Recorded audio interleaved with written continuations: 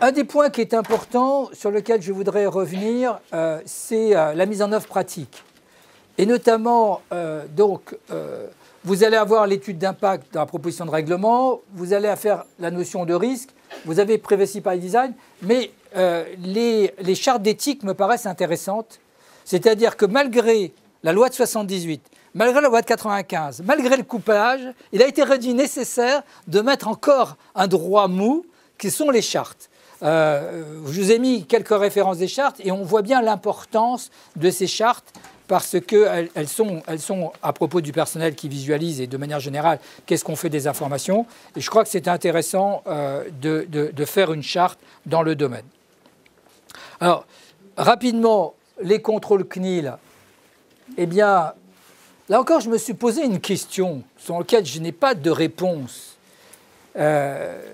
C'est jusqu'où va la compétence de la CNIL en matière de sanctions par rapport à la vidéoprotection. Parce que lorsque la vidéoprotection et la vidéosurveillance ne forment qu'un, la compétence de la CNIL est acquise. Est-ce qu'elle est plus large que ça? Sachant que c'est sanctionné pénalement. En tout cas, lorsque on a une dualité loi de 78, loi de 95, la CNIL récupère la totalité, me semble-t-il, de sa positionnement. Et dans le cadre, on le voit dans le cadre de la décision de janvier 2013, je ne sais pas si ça avait été relevé ou non, la caméra qui est sanctionnée, c'est la caméra qui se trouve à l'intérieur du champ de visualisation des personnes. Donc là, vous voyez bien, dans le schéma de synthèse, avertissement, audience, sanction, recours, ou mise en demeure, audience, sanction, recours. Et dans le cas qui nous intéresse de Arcade des Champs-Élysées, ça a été une mise en demeure avec publicité.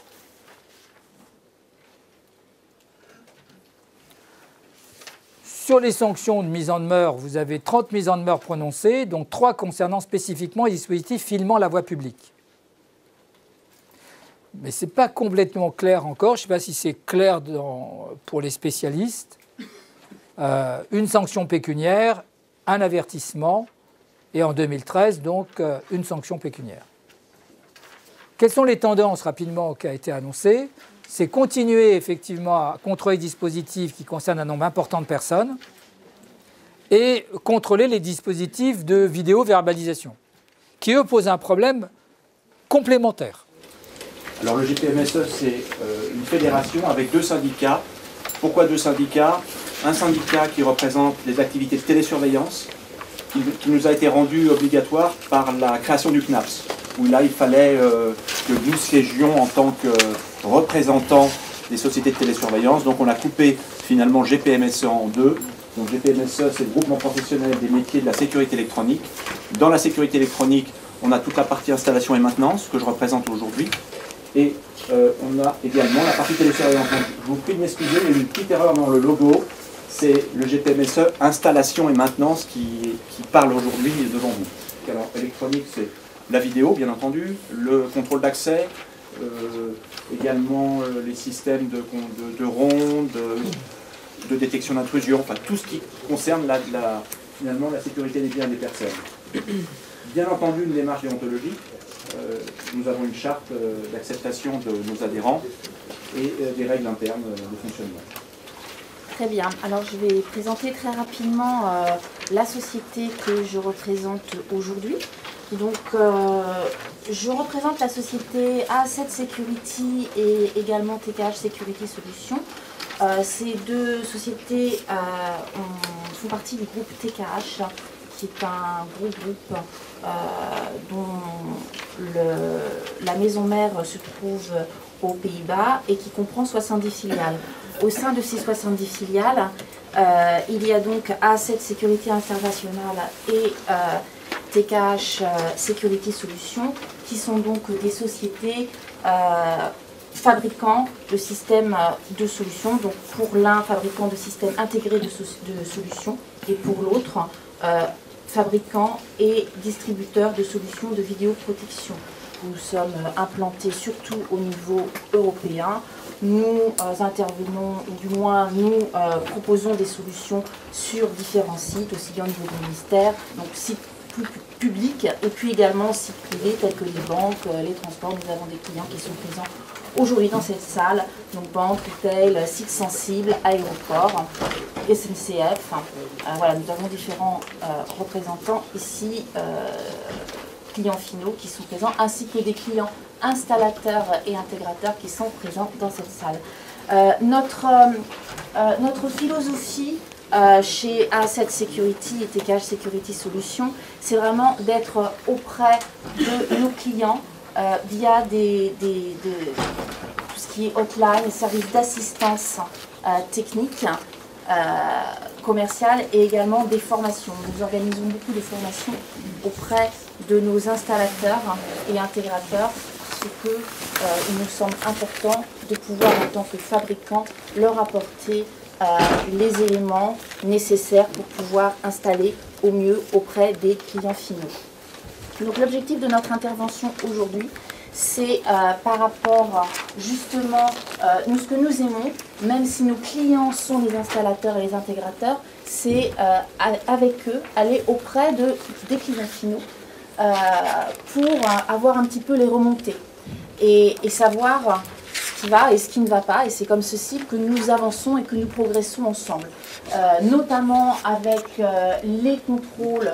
Alors, des commissions départementales pour tout ce qui relève du public, mais également des contrôles CNIL qui se sont énormément étendus sur la dernière année et qui vont encore s'étendre.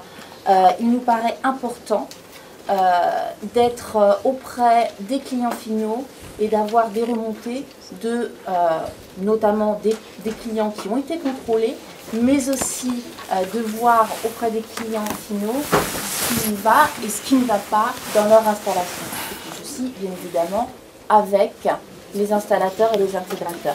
Donc en fait, aujourd'hui, moi, ce que j'ai fait, j'ai juste recensé notamment des exemples de défaillances constatées par la CNIL lors de contrôles. Quelque part, aujourd'hui, on s'interroge sur le rôle d'information et de conseil que peut avoir l'installateur, l'intégrateur, et pourquoi pas même le fabricant auprès de l'installateur, pour que, lorsqu'il y a un contrôle, tout se passe au mieux. Donc en fait, on a recensé tout ce qui n'allait pas, les défaillances qui pouvaient arriver, et la question est de se poser comment on peut apporter ce rôle d'information auprès des clients finaux, de l'exploitant, qui n'a pas forcément tous les éléments en main. On a beaucoup parlé des masquages, Maître Bensoussan l'a évoqué tout à l'heure. Effectivement, c'est une problématique aujourd'hui et je pense qu'on va aller de plus en plus lors des contrôles vers la problématique masquage. Ce que nous, on a retenu, c'est que les opérateurs ne doivent pas avoir la main sur l'invalidation du masque, que dans l'idéal, la programmation des masques doit être protégée par un mot de passe, et puis aussi toute la problématique au niveau du masque. Le masque doit être fait à la source, c'est-à-dire au niveau des caméras, et non au niveau des stocks, des enregistreurs notamment. Donc c'est ce que je vous disais, c'est la personne en charge du traitement responsable, oui, mais aujourd'hui, il nous paraît logique qu'il y ait un devoir moral pour l'intégrateur, l'installateur, mais aussi le fabricant, de bien informer le client final. J'ai répertorié des exemples de défaillances qui ont été relatées par l'exploitant, donc le client final. Donc là, je vous laisserai lire, hein, vous avez les documents, je vais aller relativement vite. Voilà, en gros, par exemple, l'installation permet difficilement des identifications la nuit, notamment dans les zones insuffisamment éclairées. Certaines caméras n'ont même pas d'alimentation, donc là on peut se poser la question du contrat de maintenance. Alors parfois, effectivement, vous allez me dire, certains clients, certains exploitants ne vont pas prendre de contrat de maintenance, donc il est difficile de pouvoir suivre le dispositif et l'installation lorsqu'il n'y a pas de contrat de maintenance. Mais parfois il y a un contrat de maintenance et il est mal suivi. Et voilà, donc c'est vrai que quelque part, si juridiquement l'installateur n'est pas responsable, quelque part, il y a peut-être un devoir moral. Donc il y a d'autres exemples. Voilà, sur les conseils notamment, c'est quelque chose qui revient régulièrement. On voit au travers de ces exemples et par rapport aux témoignages que nous avons eus des exploitants qui sont vraiment en attente aujourd'hui de conseils et d'informations. Voilà, donc on a même des absences d'autorisation préfectorale. Donc ce qui est étonnant, c'est que l'installateur, effectivement, normalement ne devrait pas installer s'il n'y avait pas d'autorisation, notamment au niveau du secteur public. Voilà, donc je laisse la parole à Michel Georges.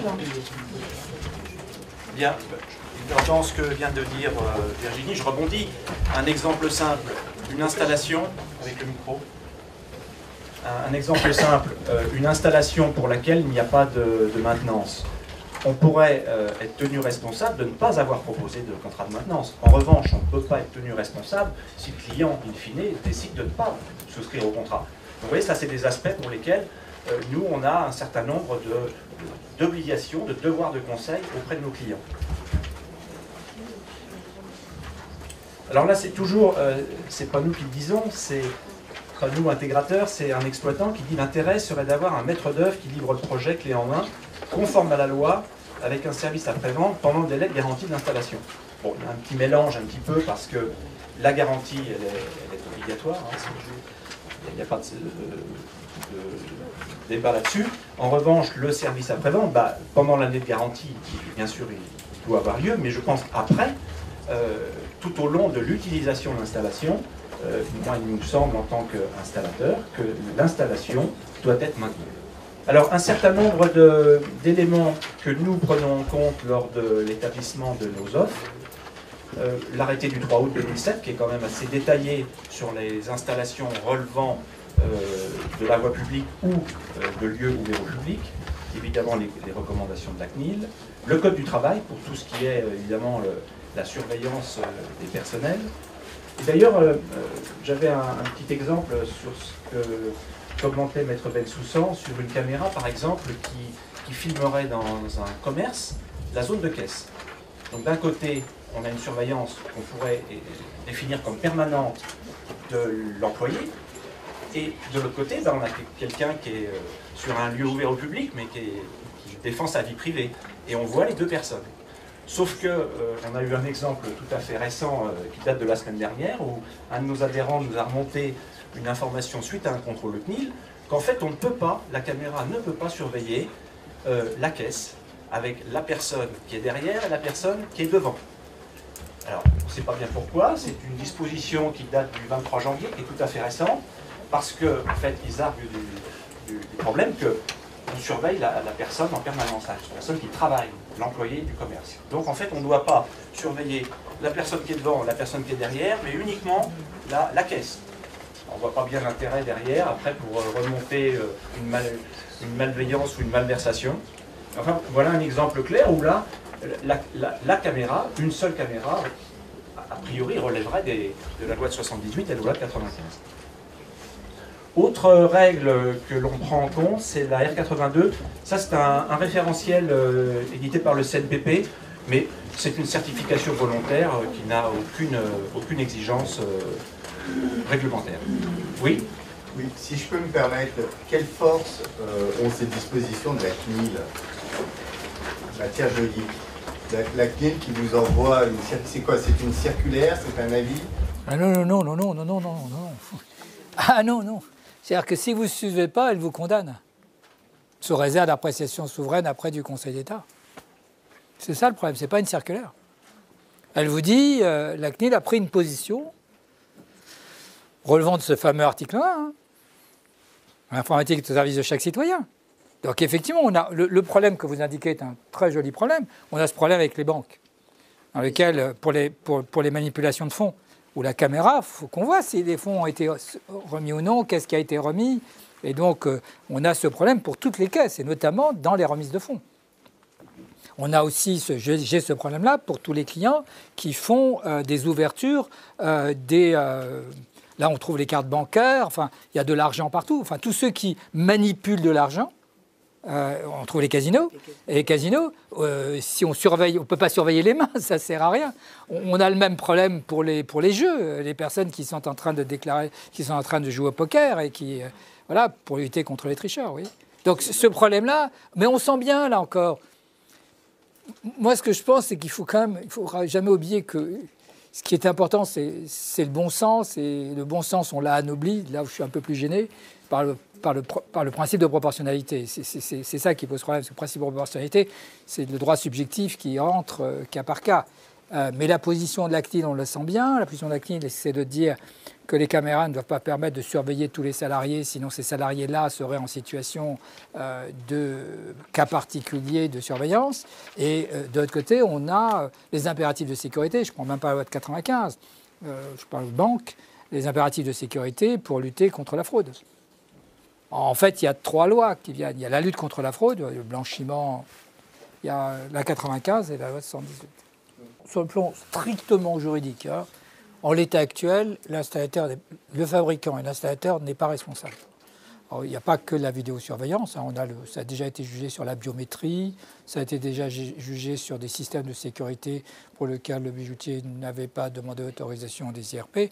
Donc, pour l'instant, en l'état du droit, c'est le responsable du traitement ou le déclarant au sens de la 95 qui est responsable à 100%. En l'occurrence, l'installateur n'a pas à se préoccuper préalablement de l'existence ou non d'un respect de la réglementation. Pour illustrer ce que vient de dire Maître Bensoussan, on a le cas d'un technicien qui, devant l'exploitant, dit la porte, qui est une zone qui devrait être masquée parce que privative, non, finalement, il faut qu'on la voie pour tel et tel motif.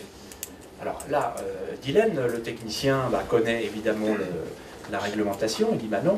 Donc nous, ce que l'on conseille, parce que c'est toujours pareil, on a quand même un client en face, hein, qu'il faut satisfaire, c'est de lui donner l'outil pour derrière faire le paramétrage qui lui semble bon. Mais on a quand même un vrai problème de conscience de paramétrer un système dont on sait qu'il n'est pas conforme aux exigences réglementaires. Et ça, on le voit quand même assez fréquemment. Autre cas d'un contrôle CNIL, une chaîne de magasins franchisés, aucune déclaration faite. Alors que l'installateur avait bien pris la précaution d'indiquer, c'est pour ça que je le marque ici, celle-ci doit être faite très en amont, donc l'information de conseil, au moment de la proposition commerciale. Ce qu'on pourrait lui reprocher, c'est de ne pas l'avoir dit. Mais à un moment donné, la mise en service, nous on appuie sur le bouton, derrière, on a un transfert de propriété de l'installation de l'installateur vers l'exploitant, et à partir de là, on ne peut pas être plus royaliste que le roi, on lui a dit qu'il fallait que, mais c'est de sa responsabilité. Ça reprend exactement ce qui vient d'être dit. Alors évidemment, on tient un peu le porte-plume souvent, parce que le client n'a pas forcément toutes les informations nécessaires à remplir les documents, etc. Et enfin, c'est lui qui en porte la responsabilité. Mais c'est vrai qu'on l'aide, on remplit les documents, et c'est difficile parfois. Donc on pourrait aller jusqu'à une convention entre l'exploitant et l'installateur pour bien définir les limites juridiques et de responsabilité de chacun. Bon, cela dit, après ça devient compliqué. Moi je suis plutôt partisan d'une obligation de conseil formalisée, actée, signée au moment de l'offre. Et puis après chacun prend ses responsabilités. C'est pour ça que c'est intéressant d'avoir à la fois un fabricant et un représentant des installateurs pour voir comment ils se positionnent à travers notre propre débat, vous voyez. Pas si simple. Hein. On vous a donné quelques éléments, effectivement, notamment là, on s'adressait plus particulièrement aux installateurs. Quels étaient les textes de référence proprement dit au niveau juridique. J'en reviens donc à cette sécurité et TKH Security Solutions. C'est ce que je vous disais au début, ont pour philosophie d'apporter des services à leurs clients, que ce soit le SAD, Hotline, formation. En 2013, on souhaite vraiment intensifier ces cycles de formation auprès de nos clients, que ce soit technique, commercial, mais également un volet juridique. Et surtout, avec le GPMSE, ce que nous aimerions, c'est ouvrir un livre blanc ouvert au public. Le but, c'est de pouvoir participer, de mutualiser les expériences de chacun et ayant pour finalité de faire en sorte que lorsqu'il y a que les dispositifs qui soient mis en place le soient mis le plus judicieusement possible au regard de la loi. Et que lorsqu'il y a un contrôle, que ce soit via les commissions départementales ou de la CNIL, que tout se passe au mieux, parce que nous avons tous intérêt que ça se passe au mieux, que ce soit l'exploitant, l'installateur, l'intégrateur ou le fabricant. Donc vous avez une petite fiche, d'ailleurs à ce propos, dans le dossier que nous vous avons remis, une feuille mobile. Nous vous invitons à la remplir et à nous la remettre. Si vous souhaitez davantage d'informations ou si vous souhaitez participer donc, à ce livre blanc, nous vous enverrons les informations avec grand plaisir. Voilà, merci pour votre attention. Merci. Si moi j'avais à dire quelque chose, et d'où l'importance du livre blanc, c'est-à-dire que le livre blanc, il aura trois éléments, me semble-t-il. Il aura de faire cette démarche éthique, parce que l'idée c'est quand même que tout ça se passe bien dans l'intérêt du citoyen et du justiciable. C'est le but. Que les installateurs ne soient pas en danger de condamnation à chaque fois, en se demandant si à chaque fois il y a une réclamation, il faut faire une déclaration d'assurance et autres. En termes de sinistrabilité, c'est pas terrible, parce que même s'ils ne sont pas condamnés, ils vont avoir une augmentation de leur prime de sinistre. Donc c'est l'intérêt qu'on a demandé à la participation de gens du terrain. Et puis ça va permettre aussi, peut-être, quelque part, de prendre en question les pouvoirs publics en disant faites quelque chose. Faire une GV, ministère de l'Intérieur, CNIL, pour que, bon, il suffirait d'un rien pour dire que la 95 est exclusive de la 78. Je ne sais pas si... Et la réponse est là, le ministère de la Justice aussi, donc c'est compliqué, honnêtement. Mais continuez, hein, les tenants de la 95 exclusive, continuez. Moi, je suis un observateur. Je suis neutre. Honnêtement, je suis neutre. Je me sens capable de plaider les deux. Voilà, merci beaucoup. Merci de cette participation.